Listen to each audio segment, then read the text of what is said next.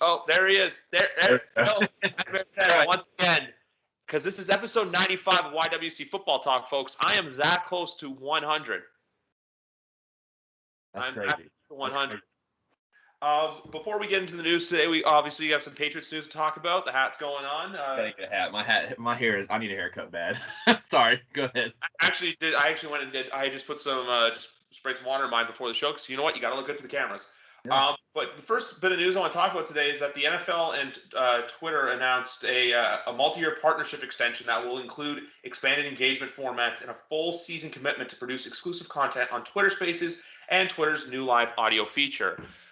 This is crazy to think just because I saw a tweet from Mike Florio that said that back in the day you had to wait until like late Sunday night to get all the NFL like highlights and stuff. Now they're going to be available at your fingertips within seconds of happening, or even once the game's done, you're going to have a full like 5-6 minute highlight clip, whether it be YouTube or now Twitter. Dude, it's crazy. Like the times where we're in now, like we're so spoiled in a way of like, the people back then that had to like like the struggle to go through and even rewatch a game, I'm glad they're doing that. I hope you're right. I hope the highlights is something that they capitalize on and everything like that. One thing I've talked to my friend about, just made me think of this, is that I don't know how. I mean, I know because the TV deals are so big, but Yep. the NFL is going to have to one day offer a streaming service where fans can get their games. Like it's a matter of time. Now it could still be years in the making because of the money they're able to make through their TV deals, but they're behind the times when it comes to that. Like every sport is. Well, not every. I think MLB still have the way to do it. I don't know about NBA. I don't know if they're all access pass thing or whatever. You can watch all games or not. I'm not familiar with that, but the NFL is behind. They need to do something along those lines.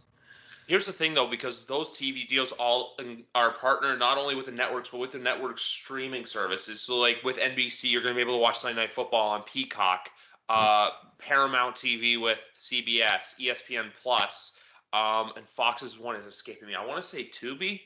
I'm not 100% sure what Fox's streaming service is, but they have that right now. But the interesting thing, too, with the TV deals, because you brought it up, the NFL has an out. It's a 10-year, so it's a 10-year deal. But they've been out after 7 years. So in that time, they can even include, hey, we're bringing our streaming service forward. Because like, they see what a success Red Zone is. They see, and that's the other thing too. Amazon, as of next year, only on Prime TV are you going to be able to watch Thursday Night Football unless your team is playing.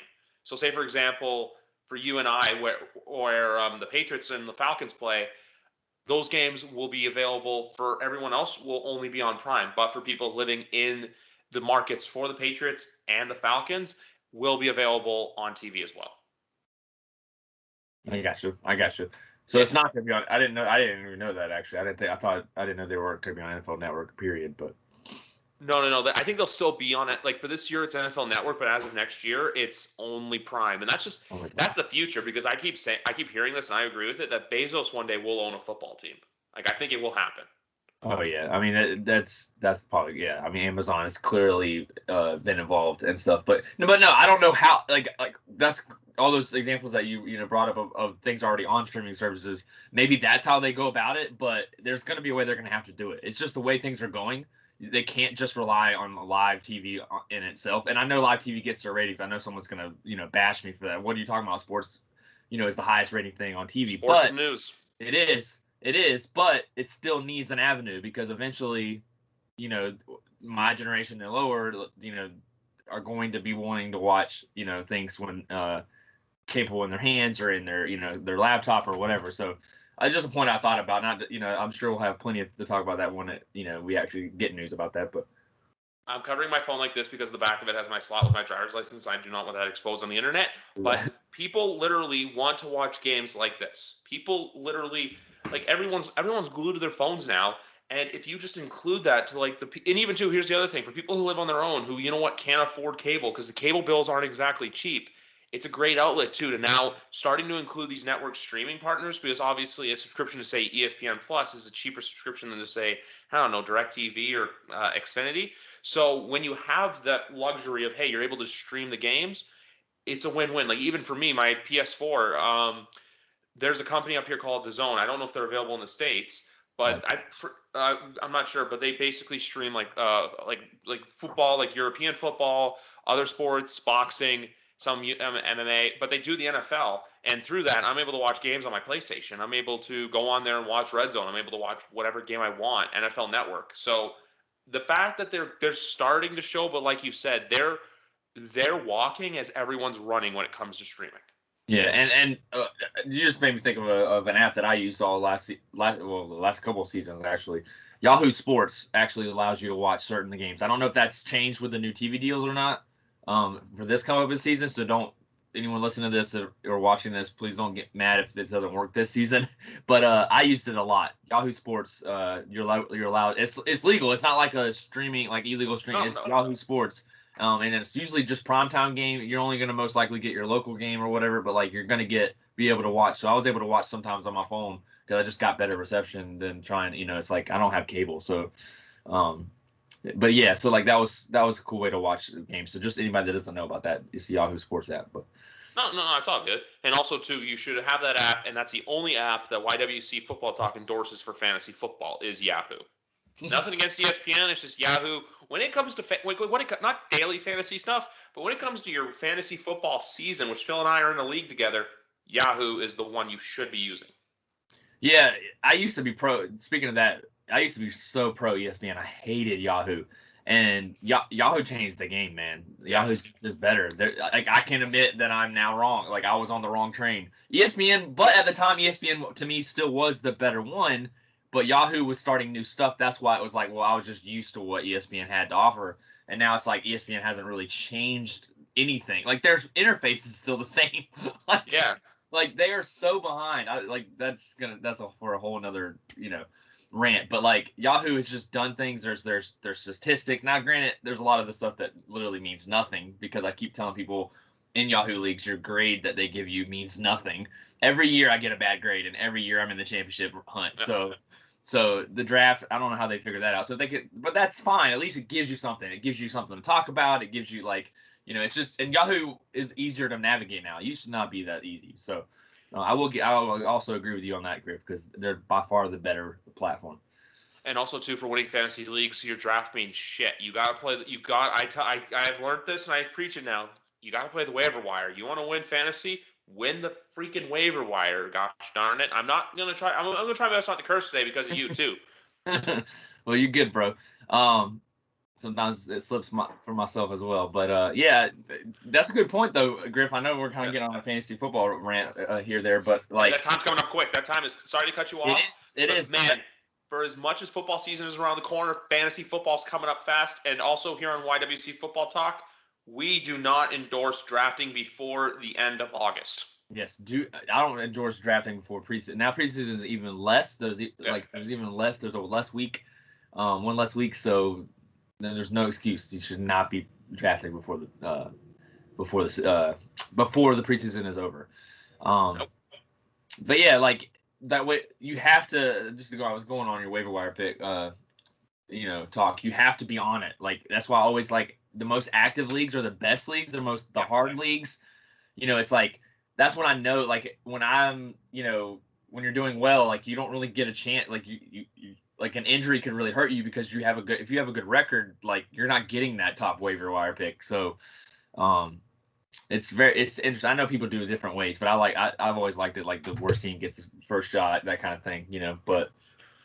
No, it's all good. It's just and also too, it just depends on like players making smart moves too, because sometimes too, there's just people who will pick people up just for nothing or like stuff happens. But at the same time too, you have to be an active commissioner, and even to like we all know, like we're in a league. Matt Lorenzo is our commissioner. He does a good job every year, but sometimes too, that's the one thing that makes fantasy football. Just before we shift gears, is the commissioner. But no, the one thing I've learned too, and I've gone down. There's actually a rabbit hole of fantasy football Twitter I did not know existed until a few months ago.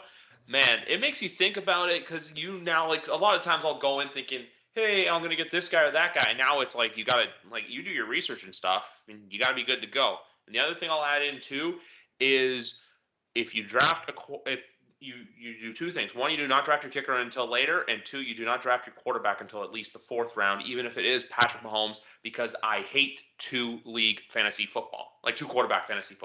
Right. And to piggyback on both those points was the two things I was going to bring up, actually. If you draft your kicker before the last round, or even I'll give you second last round if you want to pick up like a backup, another backup or whatever. I'll give you second to last, but anytime before that makes zero sense. You cannot tell me you won your league because of that. I don't want to hear it. I don't want to hear it because I will pinpoint to something else the reason why you won. If you look at the differences, like, look, I had to learn the lesson the hard way. We all have, in our first league thought we needed to get our kicker because everybody wants to, complete their lineup. Don't feel like you have to complete your lineup. Those backup positions are going to be way more important than that third starter that you took or fifth starter that you took because you had to fill it in like this, or that kicker. Those backups.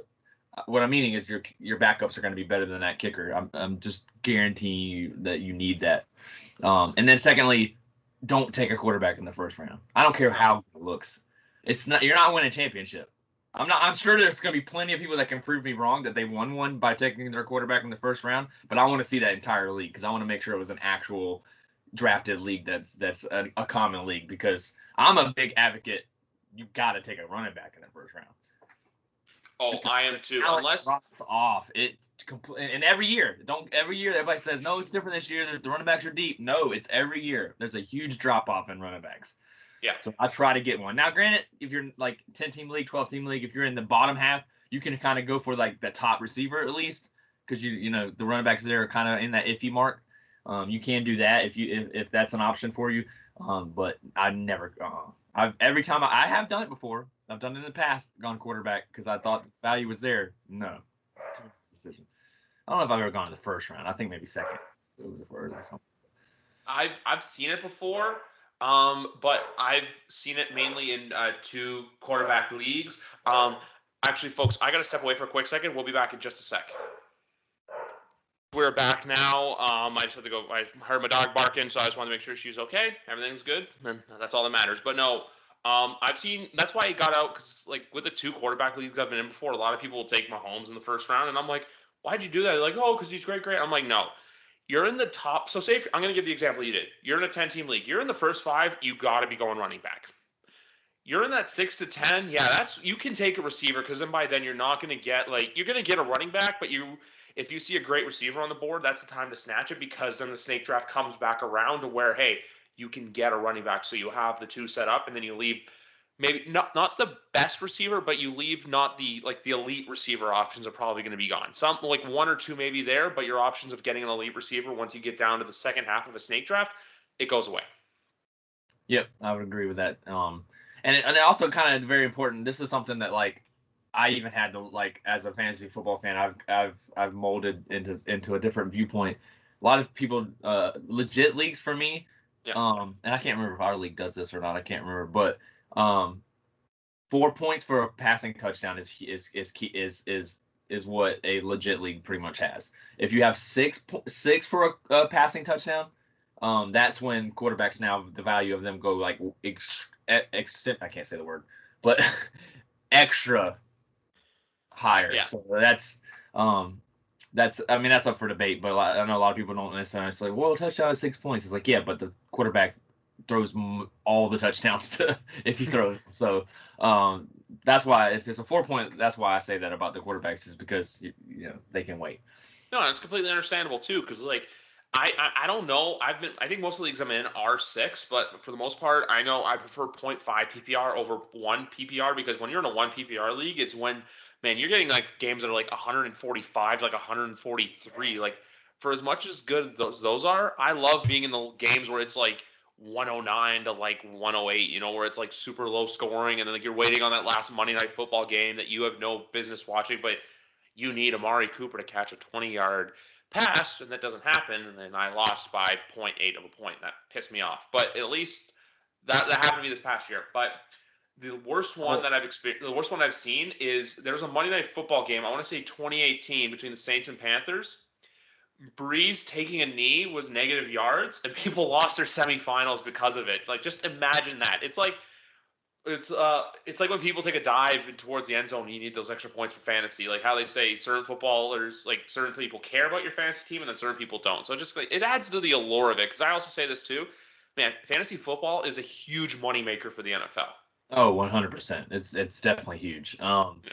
Speaking of depressing losses, I think was it last season? I think it was last season. I'm pretty sure it was last season. It might have been the season before. but all of my losses came with a point or less. And two of them, I don't know if it's two of them, I know one of them. The worst way to lose ever is a scoring change. When you're in the lead and you lose, you wake up the next day, or not the next day because it takes a couple of days in fantasy for those that play know that. That Wednesday afternoon notification. That Wednesday you wake up and you're like, I lost. And obviously it's the right thing. You want it changed. Like it needs to be changed to the right thing. I'm not saying that I disagree with the way they do it. It just it's so devastating to have a win a lot. And I think it affected my playoff race in the end. So that was a brutal way to lose. It always is. But speaking of receivers, Phil, this is one that hits close to home to us. But the agent for N'Keal Harry, I'm blanking on the guy's name right now, has requested a trade on behalf of his client. Part of me is like, it's kind of disappointing to see, considering when you see what the draft class was for receiver, but at the same time too, with who the Pats brought in and N'Keal realizing, hey, I'm probably not going to get a good workload. I think it's just one of those things. It's the best for both teams, but then there's a small part of me seeing Belichick's going to just let him sit there and just rot on the sidelines because that's the kind of guy Bill is. Oh man, when I saw this, so like, I actually just recently bought a N'Keal, not recently, but within the last year, bought a N'Keal Harry autograph because I actually think he has a lot of potential. And he just hasn't, been able to gel. Brady was pretty much on the way out, and then you have Newton. He I really thought this year would be pretty much this is do or die for him. But we just due to all the acquisitions and stuff like that. This just tells me where he's at in the depth chart. Like, to me, if he's being told, if he feels like he's 1, 2, or 3, I don't think he asked for a trade. I think that because of all the pieces and stuff and what he's already seeing in training, he has to be getting the vibe that, hey, I'm not. If anything, if I could be, but I'm not the clear cut 1 or 2. So I think he thinks but he just hasn't had that production. And you can go to another team, but I don't see another team where he's 1 or 2. There's a lot of receivers in the league. Where is he going to go where they're going to place him 1 or 2? He may earn that spot, which is what he could do in New England as a 3 or 4 or 5. I'm upset because I think there's potential there, and I don't think he's worth trading. If we're going to cut him, that's one thing. I think he's worth getting another season out of. And I ultimately, honestly think I don't unless they can work some kind of miracle trade. I just don't see him being traded. And Belichick can definitely be the guy that can wheel and deal for someone that you wouldn't think normally would get a deal. But I don't know. I think he needs to prove himself, and New England's a good place to do it. He could go to Houston where, they like taking in former Patriots down there, but that's just a thing. In all honesty, I can honestly say it's going to be like a conditional 6th or something. It's just going to be like, okay, yeah, take him. It's one of those teams that needs the depth, because if you look at our receiver depth chart right now, the way I have it is Kendrick Bourne, Nelson Aguilar, Jacoby Myers, and then you have 3 guys I think who could be for the 4. There's him, there's Gunnar Olszewski, yes, that is right, or more than likely, I think has the potential. I'm not saying he's gonna be, but he's gonna play that Julian Edelman punt return, catch a ball once in a while role. And then there's Trey Nixon, the 7th round pick out of Central Florida, which I say that because Ernie Adams picked him, and we all know Mr. Pink Stripes. You are, if you're an Ernie Adams pick, you're gonna make a Pro Bowl one day. But that's just the way I see it though with those. I know Aguilar's got the reputation. He had the bad outing in Philly. He played good in Vegas. But this year, it's going to be, and this is fantasy football advice. If you want to draft Patriots, go for Kendrick Bourne. Yeah, and I don't think you're wrong. I do think I think this could be a breakout year for Jacoby Myers. I just think him and Cam clicked, and I think just another year under the belt. I think, and especially if N'Keal Harry isn't in that picture, I think there's going to be that chemistry still there that Kendrick Bourne and oh God, what's the other guy? I just forgot his name. Oh, and Aguilar isn't going to have right away. So I really like Myers. I think he has the potential to really, and I agree with you on Gunnar too. I think Gunnar could definitely step into that slot role as well. Who knows what's going to happen. But and then on top of the only thing that scares me about when you're talking about drafting a receiver is because of the tight ends. I just think that they're going to you don't go out and get 2 high profile free agent tight ends to not give them a lot of action. So I mean, obviously they're gonna be able to help the running game too. But so I mean, I think if I'm drafting anybody as far as on the Patriots offense, it's probably Hunter Henry. To be honest, I really Oh, think. I know. I'm just saying. I think Hendrick's going to get majority of the carries, like Henry and Smith too. But the reason why those guys were brought in, they're going to be running the same offense that Cam was so successful with in Carolina. Like for Right. everyone saying like, hey, we didn't get like that big, we didn't go out and pay Kenny Golladay, we didn't get Juju Smith-Schuster. Well, even I wouldn't want Juju at this point, but like we didn't go out and get that marquee guy. Like Bourne and Aguilar are good, but if you look at Cam's receivers in 2015, it was Devin Funchess and I'm blanking on who else. It was not DJ Moore. DJ Moore wasn't drafted yet, but No, did he still have? Did he have Curtis Samuel? I can't I don't remember. think Samuel was in the NFL yet, to be honest. So like that's the thing. Like when the only name we're thinking of is Devin. Oh, Ted Ginn Jr. That's who it was. That's what. Yep. When you have that talent, they're trying. It's going to be a very tight end heavy set, which can potentially screw the developments of Devin Dalton Keene and Devin Asiasi. Which Asiasi I do expect to be more of that tight end 3, and then I think Keene may convert into a fullback just because he did have. I believe he had some experience with that at Virginia Tech. So this Patriots offense this year is very intriguing. Like I've had people tell me, "Oh, the downward trajectory." Da da da da da. I'm like, last year I knew we were like 7-9 wasn't ideal what we wanted, but we spent the money and we still had $15 million left, and that's even after Mac. That's the other thing too, folks. Mac Jones, 4-year, $15 million contract.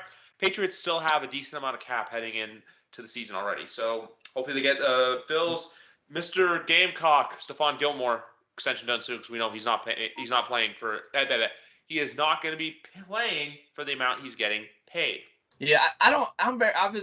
So obviously that's been in the news a lot. The Gilmore stuff, and I've kind of overanalyzed it myself. I mean, obviously I'm a Pats fan and I love Gilmore being a former Gamecock, but yeah, best both worlds. I think he's. I think we have to keep him. I think that's just a smart move right now. And I think if you have to overpay just a little bit for him, and I'm not even saying he's at the elite level that he was at first when we got him, but he's still at an elite level. And I think you have to. I just think that if you're wanting to win now, like if you're wanting to go ahead and say like, hey, if we win, we win. That's all right. Then maybe you could trade him and get something for him. But I think that unless he's wanting like if the contract's too high, like have a number, give him some significant version of a raise, and if it's not enough for him, then then maybe you can shop him. But I think we need him, and I think the defense is going to only be better with him.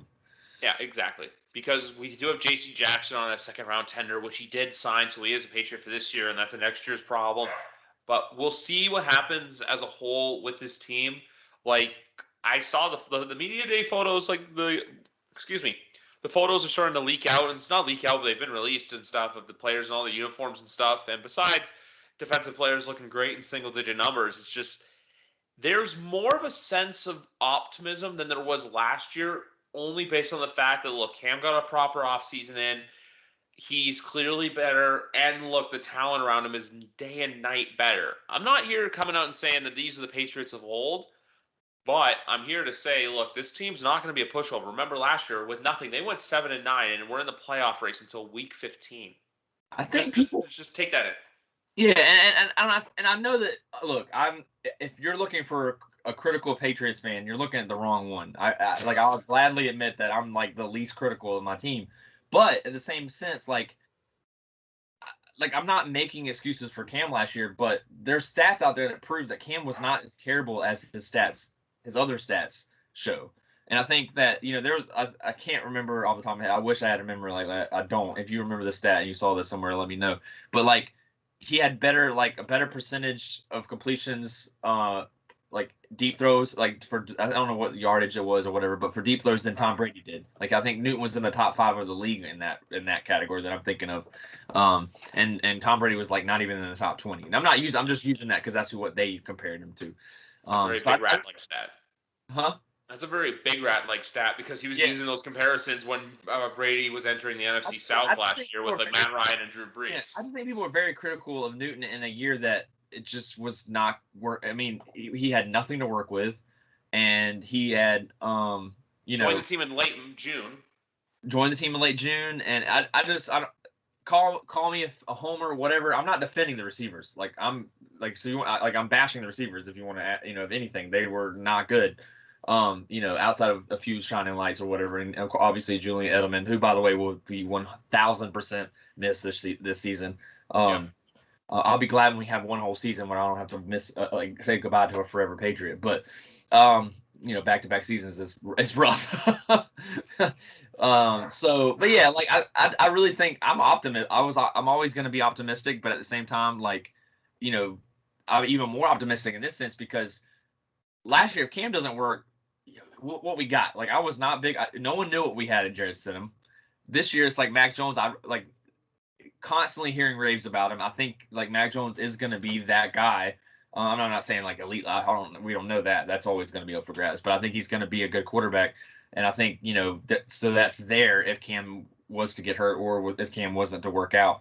But I think Cam's going to look better this year. I'm not saying he's going to be like, draft him in every fantasy league. He's going to put up these amazing numbers. I'm not saying he's going to 2015 MVP. Because I think that Cam is done. Like I will agree with that. I think that version of Cam isn't here anymore. But can Cam still play at a pretty close to elite level? Yes, I think he can. He's not going to be his MVP season. I don't think you can expect that, but I do think he can put up better numbers with better receivers, and this is just going to be proof of that. If we get the Cam that we saw against Seattle and the Vegas game and the Miami game, aka the pre-COVID Cam, that's all I ask. I'm not saying he has to go out there and throw for 5,000 yards and do this. And even last year, everyone too. Oh, he had all these rushing touchdowns. He barely had any throwing touchdowns. Like, look, let the guy do what he's best at. Like, you don't. Like, for example, like it's kind of like the reverse. It's like kind of like what the criticism of Lamar Jackson gets in Baltimore, where look, he's great on his feet and he gets all these rushing touchdowns, but his arm's always been his thing. Meanwhile, Cam's got the arm. He's shown and proven that. So if this year, if they go out and win, like my window still is between 8-9 and 11-6. And yes, I know I'm still getting used to saying that, but I've got more used to it now. I'm actually just about to say what, and then it hit as you were 17, saying. 17, baby, 17th heaven. But so if he can finish in that 8-9 to 11-6 window, it's a good season. And everyone's like, 8-9, that's still not a losing record. It's a win better than last year. Just get better than 7 wins. I think this is a team that is capable of getting double digits. But at the end of the day, the Buffalo Bills, I think, are still going to be the kings of the division. But I feel like they're always going to be chasing that dragon that's us just because of their like history with Tom and everything. Like they still hate him. Yeah, I mean, and I think the Bills are great. The Bills are I say great, but I mean they're really, really good. I can give credit where it's due, and I think they're. I mean, I'm not going to be on here as optimistic of a Patriots fan I am, and come in here and say that I expect us to win the division this year. I did say it last year, and the reason I said it is because put up or shut up. The Bills put up. Okay. No one expected Josh Allen to play how he played. And Josh Allen also had a career year. I mean, the man. I mean, and Diggs that was an amazing move for Buffalo to get Diggs. It changed the game for Buffalo. I think I really believe that was a huge pick. Which I mean, no one thought it wasn't going to be, but I'm just saying like that was clear cut the best move the Buffalo could have made. But not to get on that with New England, I think there's still that like you said, that window. I agree with that aspect, but I'm confident. Like I'm optimistic, and I know like I was optimistic that maybe Jared Stidham could possibly be the future. I'm not as optimistic about that now, even though I know we haven't seen as much, but I think I saw enough. That ship sailed for me. And to me, Cam made us like not be a top 10 pick, not be a top, maybe not even top like 7 pick. Like there was games Cam won on his own. Like that without Cam, we don't win those games. So, and once again. Go ahead, add to that point first. The things I was going to say quickly is, and there was a couple games that I already look at, and I'm like, we should not have won those games. One of them was where you and I came on and podcasted immediately because it was such a thrilling game, the Monday Night Football against the Jets. We should not have won that game. The Jets the Jets did the Jets, so they cost themselves that game. And then the Arizona Cardinals game, it was the same thing. Zane Gonzalez missed that field goal, and then Isaiah Simmons had the unnecessary roughness penalty, which moved us in the field goal range to win. Right there, we don't. If those and even too, Cam kind of held his own in those games, so we don't win those. We're 5-11 there, and then you can even argue a 4-12, 5-11 season, which maybe we would have gotten Justin Fields, but always no, I don't think. I know this. Mac Jones was the guy. I think Justin Fields is more of a smokescreen that was set up by the Patriots just to kind of like, hey, get everyone off of their backs. I'll say this, if we had gotten Justin Fields, would I have been happy? Yes, I would have been happy. But unbiasedly looking at it, even before the draft, I wanted Mac Jones. I did not want Justin Fields. If I got Justin Fields, I was going to still be happy. It's a high-profile quarterback that's going to go to New England in a situation where it's his best chance to succeed. You know, like he's got everything around him. Josh McDaniels, like he's got what he needs. Whereas, you know, he could go to Chicago. I mean, it's the same hints with Mahomes. Had Mahomes gone to Chicago, would we see the Mahomes? Like, yeah, Mahomes is talented. We would love to all believe that we get the same Mahomes. But atmosphere does matter. What you have around you does matter. Coaching does matter. Yep. Some players get to some atmospheres and just don't care anymore. And I think that had a lot to do with Jamarcus Russell. Like, I mean, there's a good prime example. I think he doesn't go to Oakland and maybe go somewhere else. You can make the case that he doesn't flop.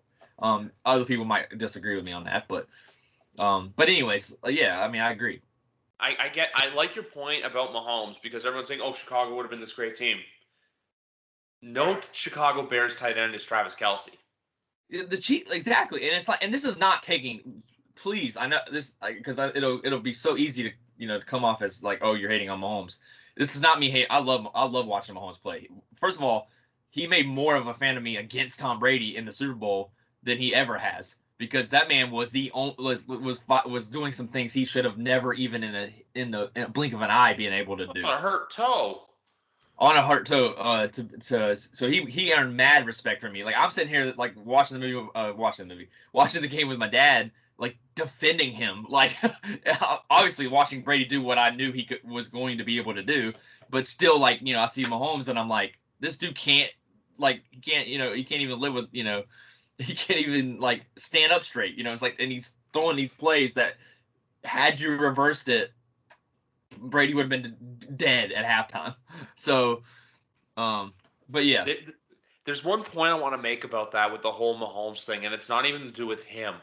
If you look at what Belichick was able to give Brady for 20 years here, look at how in the early 2000s, what the great team that he had around him was. There's a 10-year period where Brady didn't win a Super Bowl. And now, like, and Kansas City's already taken that moniker from New England of the whole, I've seen people, his contract kicks in, they're not going to be able to afford people. I'm just like, we did this exact same thing with Tom Brady for years, and every year he was in the conference championship at a minimum.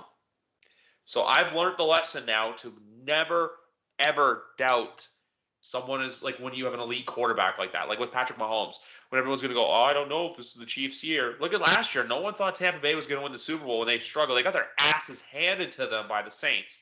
They had an embarrassing loss to the Bears on Thursday Night Football. I just keep saying this. You got to get the hot at the right time. Look at when Kansas City won. Mahomes got hurt.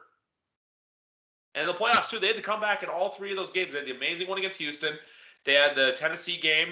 And then they had the Super Bowl where they were down by 10 points with 6 minutes to go. They were down 20-10 with about 6:15 left on the clock.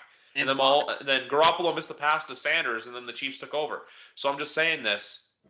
Whenever you doubt someone and their abilities, that's when they're going to come back, and that's where they're going to, kick in that extra gear. So that's like how with us every year after we won a Super Bowl and we thought, back to back, yeah.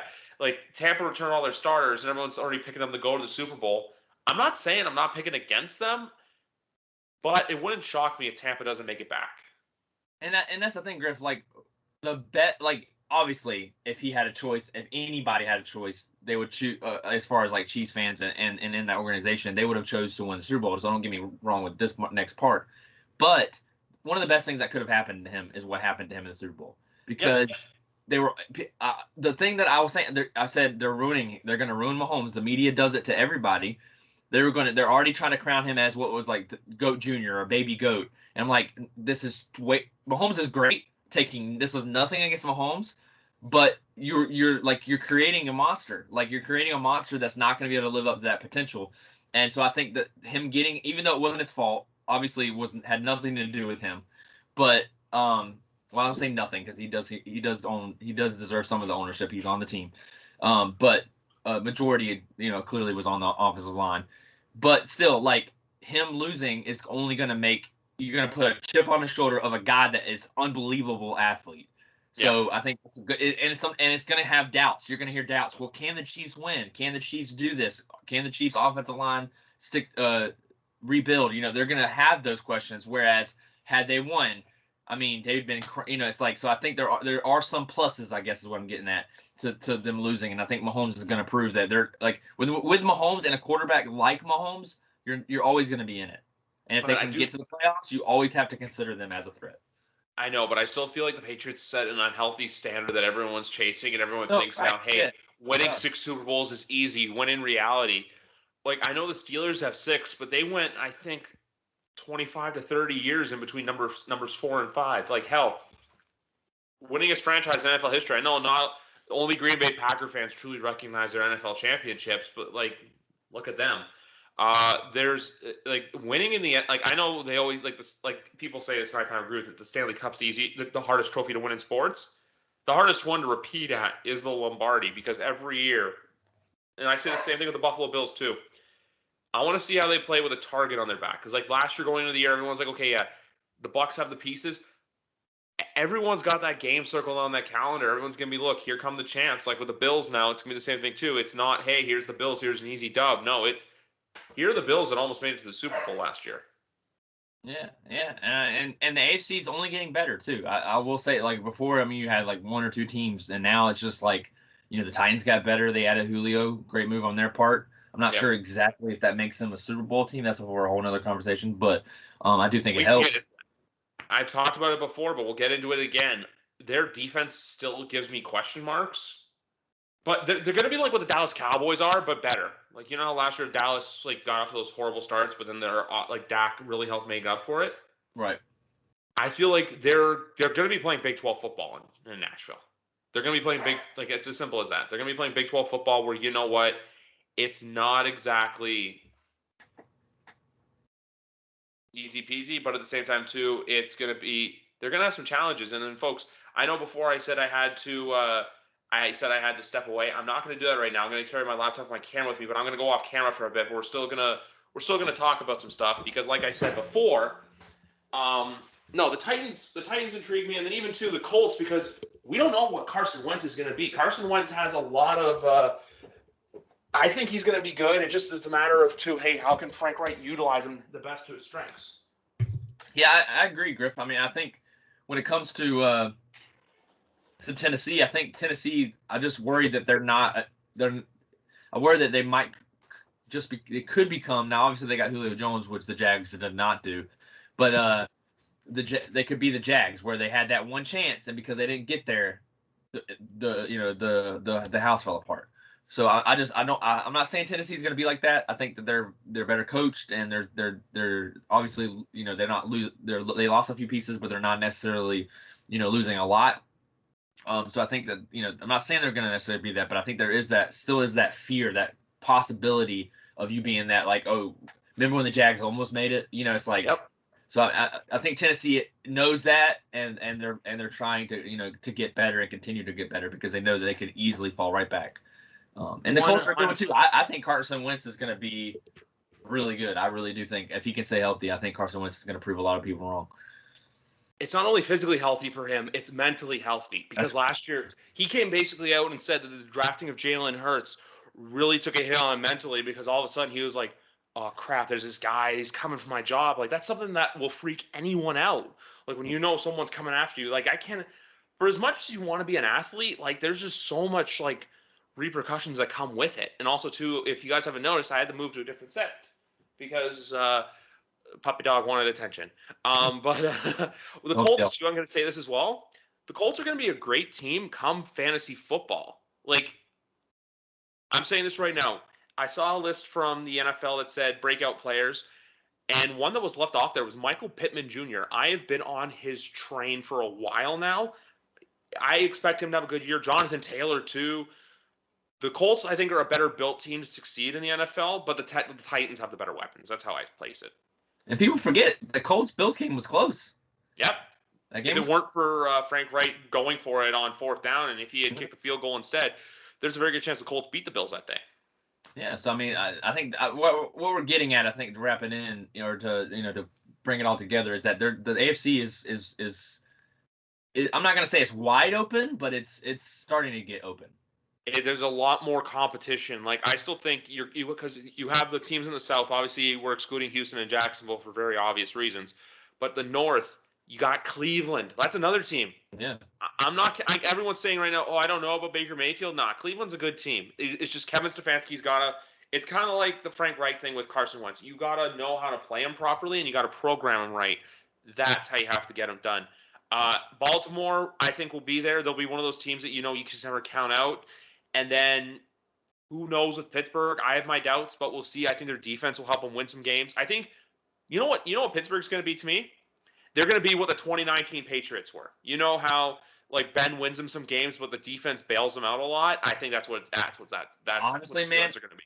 I think the Steelers are going to be terrible, and I know that's good. I know people are going to shock or be like, "What? Big Ben? It was awful last year, bro. Like awful." And I think he's only going to be worse. I think the Steelers are going to be terrible. Like obviously, I think like you said, I think maybe Ben pulls one out of his butt a couple times, but I just don't fear the Steelers at all. Well, that's the thing too. Like that's why I was saying like, hey, the defense can still bail them out because they still have some ballers on the defensive side of the football that can really help them. So that's why I say that. And then even too, you have the East, you have the Bills, you have the Patriots, you have the Dolphins. I know Danny came on here a couple weeks ago and like the rag on the Dolphins just to get on a big rat skin, but the Dolphins are a team that's going to be there. And then out west, you obviously have the Chiefs, but you got the Chargers too. Yeah, Justin Herbert. Justin Herbert. Like the AFC is the better conference by far. The NFC, you have Tampa. You have whatever the hell's going to happen in Green Bay, and then the East is still a shit show, and then out West you have 4 solid teams who can all make the playoffs. Yeah, the NFC is the one that's why I think that I think what I even said right after last season. I think that the Bucs have a better chance of getting back to the Super Bowl. Winning it again is another question, but getting back they have a way easier road than Kansas City does, in my opinion. 100%, 100%. Because even last year too, I know Kansas City went 14-2. They were 7-9 against the spread last year. They almost lost to Vegas. They lost to Vegas, obviously. They almost lost to them again. They almost lost to the Broncos at home on Sunday Night Football. They almost lost to the they almost lost to the Chargers. They almost lost to the Panthers, the Falcons. It were for Younghoe Koo missing a field goal. They had to hold their own against the Saints. And if we had Cam, if we had Cam, I don't know if we win, but we give them a dogfight. We give them a fight. Because also remember that too. Bill Belichick's only one of a few coaches to hold Mahomes without a touchdown in the first half. Yeah. Remember that. It was 6-3. I think it was like 6-0 or 6-3 at the end of the first half of last year's game. So that's the thing with Kansas City. I'm not ragging on them. I'm just saying, look, they're going to be. That's all I'm saying. Don't doubt them. Do not for a second doubt them. Yeah, I agree with both those points. Yeah. And also the other thing I wanted to point out too, folks, is that 6 teams have moved into the 85% vaccination threshold for the NFL, which means more freedoms and stuff. Not to Cole Beasley, but it's only going to be a better season because also too. Here's the other thing: all 32 teams have the permission to have full stadiums this year, which is only going to make the product better. Oh yeah, and games are home field is going to be that much. Is going to go right back to being very, very important. So I mean it's good. That's good. Very good news to hear. Hopefully it keeps going up. We definitely don't. For those that may not know about this story, we don't need a scenario like we had with NC State, who got removed. I know that might hurt a lot of people, but from the NCAA baseball College World Series, due to some stuff, and maybe whether it was fair or not fair, I'll leave that up for debate. I just want to kind of mention that we don't want a situation like that.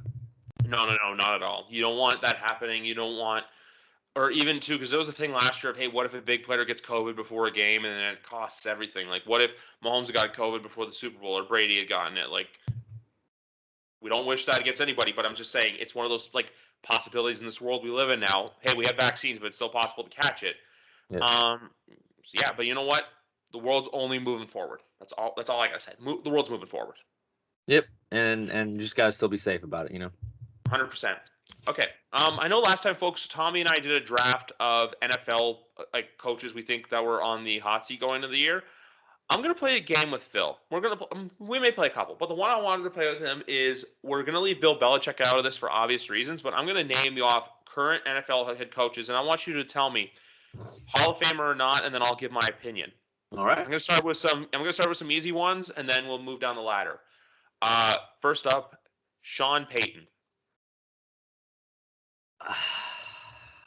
I'm gonna say no, actually.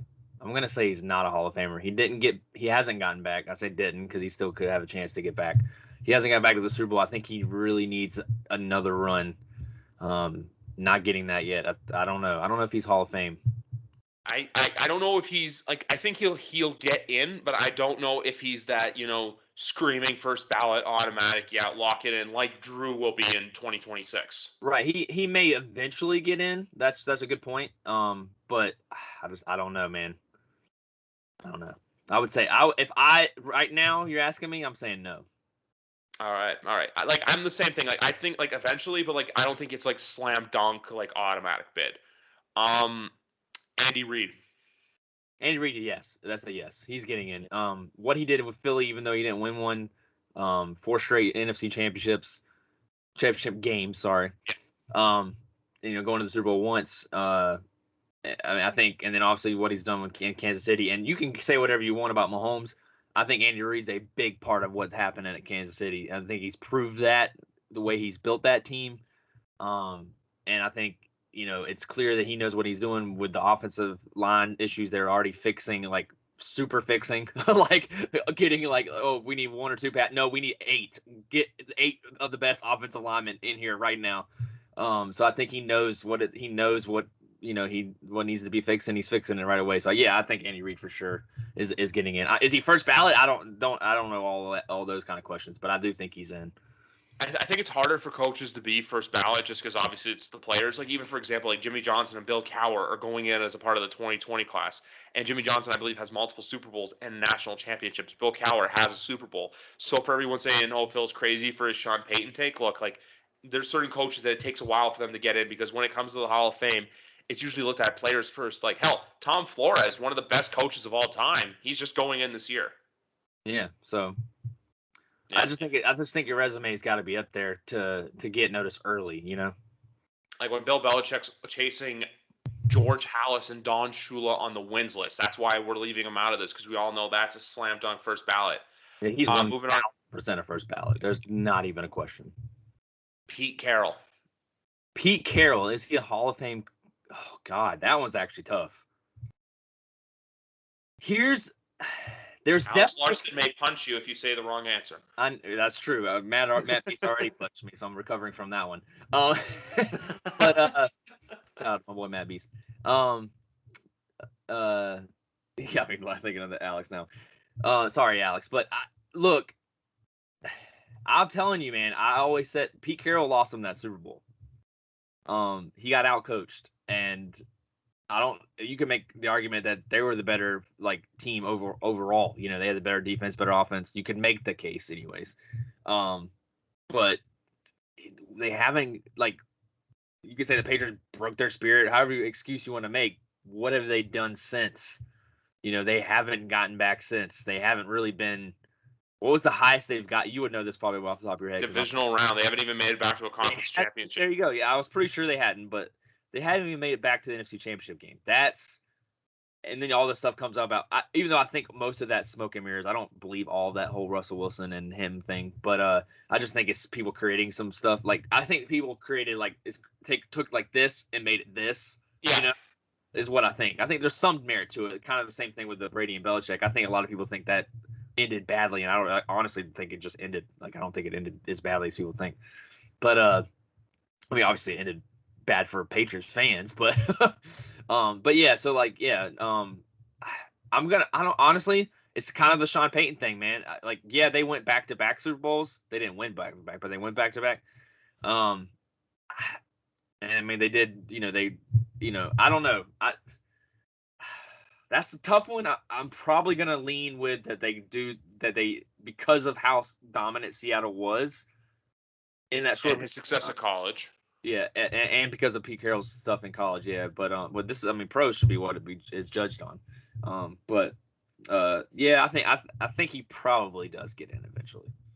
I think so too. Just like I said, the college success. I know Seattle. I'm going to say something on the Russell Wilson stuff. It literally was him saying something about not being happy. Like, and he also everyone was like saying, "Oh, look how mad he looked." Yeah, any player who's at the Super Bowl not wearing equipment is going to be pissed off they're not playing in that game. Tom said it at Super Bowl 54 in Miami last year when he was in there the suit for the NFL 100 team. He literally was like, "Next year I'm going to be here and I'm not going to be wearing a suit." Literally every player's goal is to get there, and when you're there but you're not playing, you're going to be mad. I think though, if there isn't success in Seattle this year, I think there's going to be more smoke to that fire. But for now, I think it was just, look, he came out and said like, "Oh hey, if I were to get traded, these were teams I'd want to go to," and the Bears took advantage of that and called him.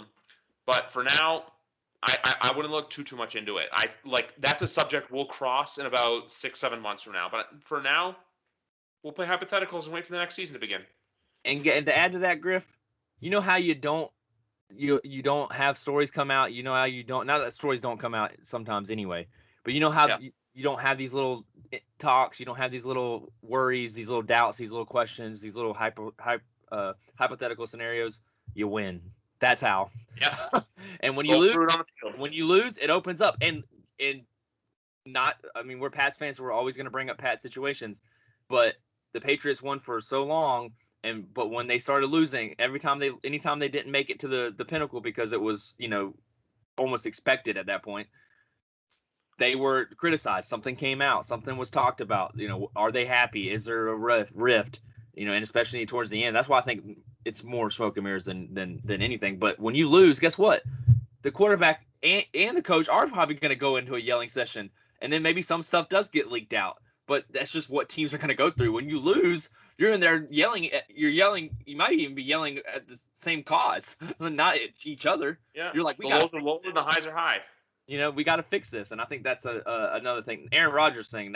We'll see how we'll see about that. But see, that's another thing. Everyone's like, these situations are the same. No, there's not. Aaron Rodgers basically has come out and said, "I do not want to be here anymore." Aaron Rodgers basically has publicly said, "Look, he's not happy with what's going on." He was blatantly pissed at Brian Gutekunst and Mark Murphy. Yeah, I think that one's a different scenario. I think that one's more likely to be true about the fact that he's not happy. I think he plays, but then next year he's gone. I think because if you do, like, I'll say one thing on Aaron Rodgers before we get back into our game. If you trade him now, you're only going to have select suitors. You wait until next year, teams that have a fringe quarterback are going to dump them so fast. Like, let's take a team like the New York Giants, for example. If they have another okay season with Daniel Jones, and if Aaron Rodgers becomes available, you better believe they're going to be knocking on that door to go get him. Las Vegas. Las Vegas with Derek Carr. I do not want him in the AFC. I do not want him in the AFC. I don't either, but I'm just saying Las Vegas, you don't think Gruden will come calling if Derek Carr ends up not making it? This is kind of a do or die year for Derek Carr. Here's the thing with Derek Carr right now. Gruden has him programmed to be like his robot. I know that sounds really weird, but I feel like Gruden has Carr playing the style of football that Gruden wants to see. And if Derek Carr, because here's the other thing with John Gruden that really pisses me off. He has immunity. He is safe. He won't get fired because Mark Davis is the happy-go-luckiest person in the NFL. Meanwhile, if someone crosses Mike Mayock, and that's the other thing too, Mike Mayock's probably gonna be the one to get let go because it's gonna be Mike. Why didn't you build a good enough roster? And then because when John literally is the puppet master, but he will not take responsibility for anything. Right. Yeah. Next coach. This is a controversial one. Bruce Arians. Bruce Arians.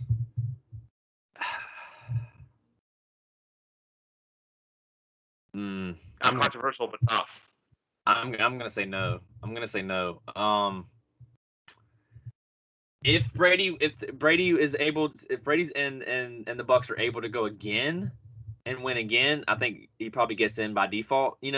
Not that he hasn't been he still has to be decent. He still has to be a good coach to get them there as well. And put him in the position and get the and the pieces and everything like that. So I'm not taking all the credit away from him, but I'm just saying I think no, right as of this moment, because that's what this game is. I'm gonna say no.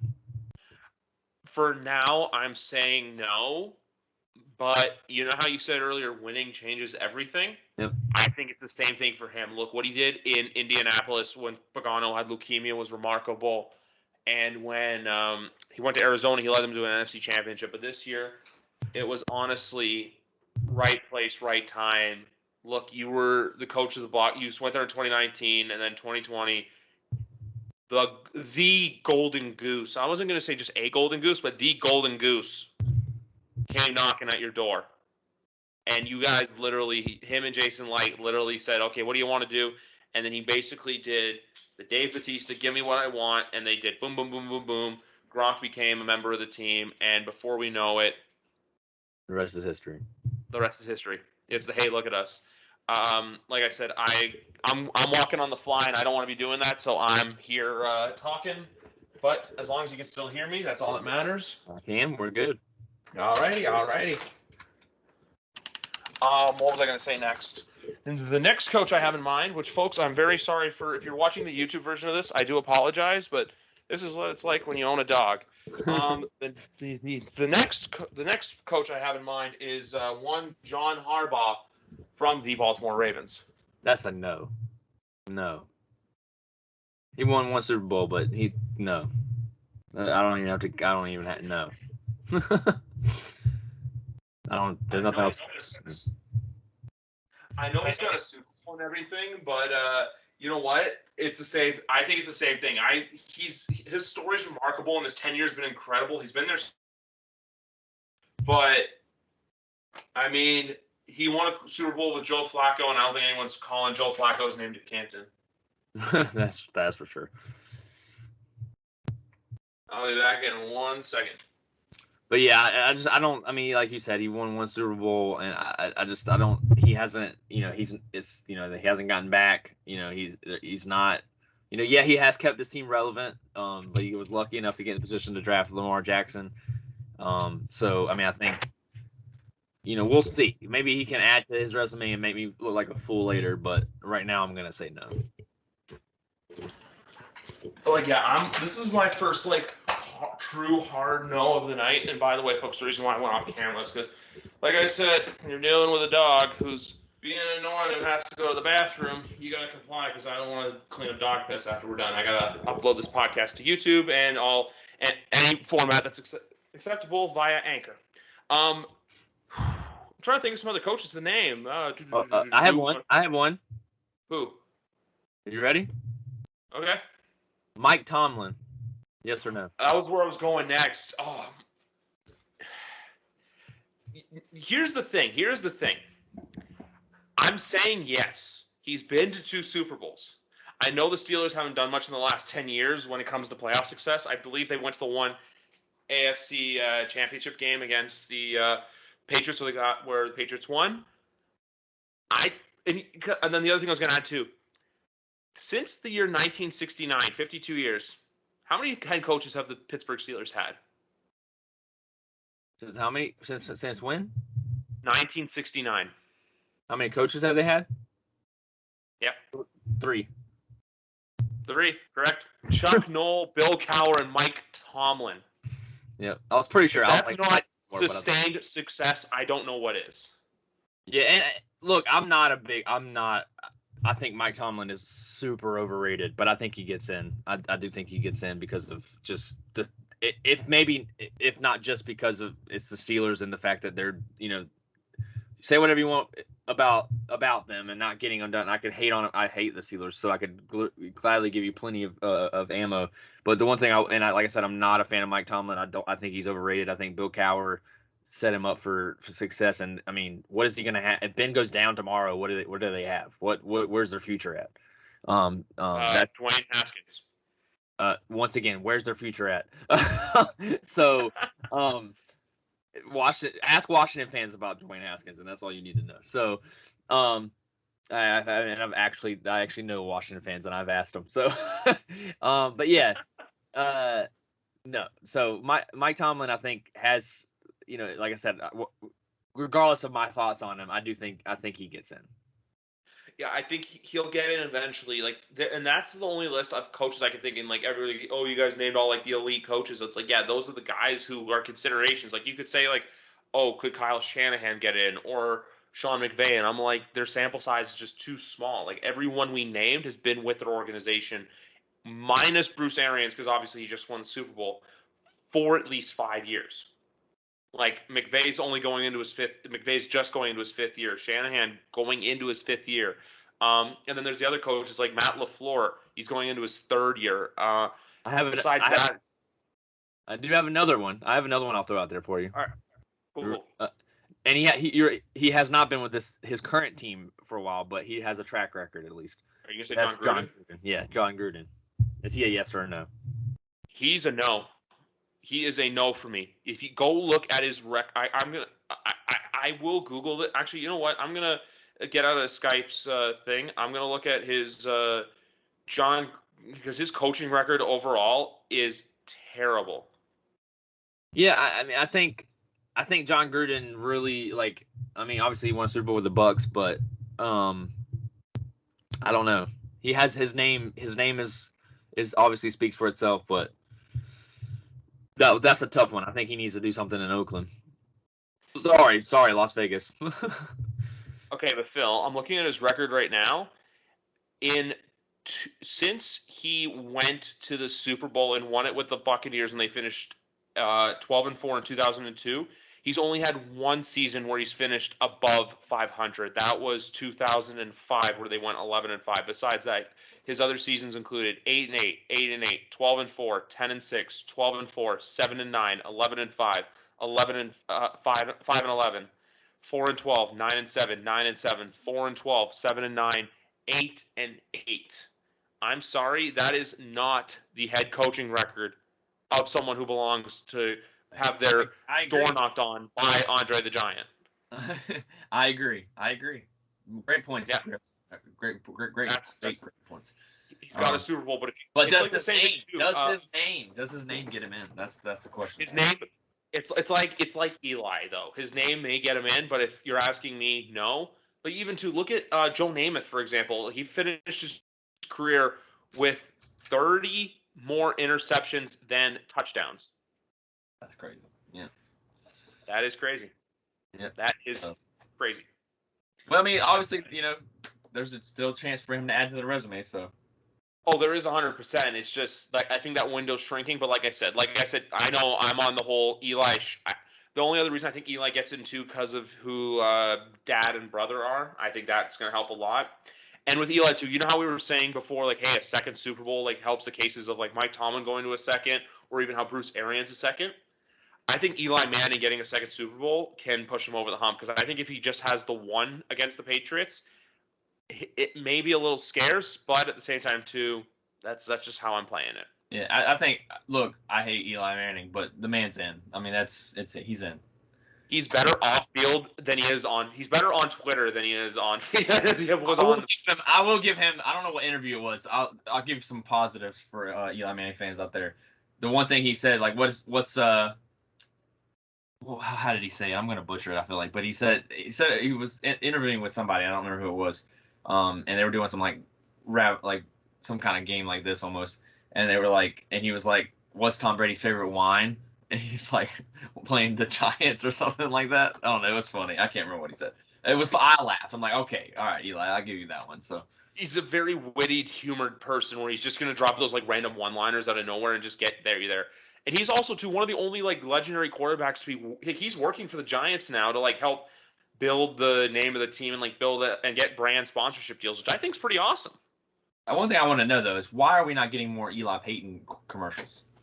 We need like that. Payton's too busy with Brad Paisley, baby, for Nationwide. You said what? Payton's too busy shooting Nationwide ads with Brad Paisley. Brad Paisley, that's true. I know I live in Canada, but I've seen too much damn NFL Network to remember what the commercials are.